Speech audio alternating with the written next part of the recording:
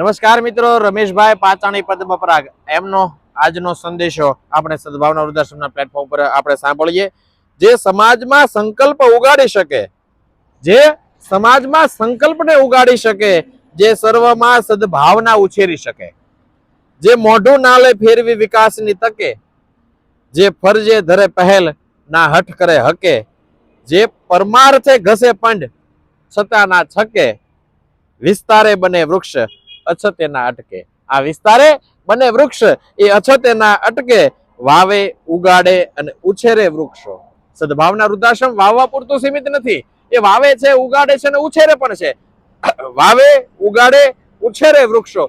પ્રયત્ને અથાકે, અથાક પ્રયત્નો થકી આ વૃક્ષો મોટા થતા હોય છે. ત્યારે વાવે ઉગાડે ઉછેરે વૃક્ષો, પ્રયત્ને અથાકે, ધન્ય ટ્રસ્ટ સદભાવના વૃક્ષો સેવા સ્થાપે.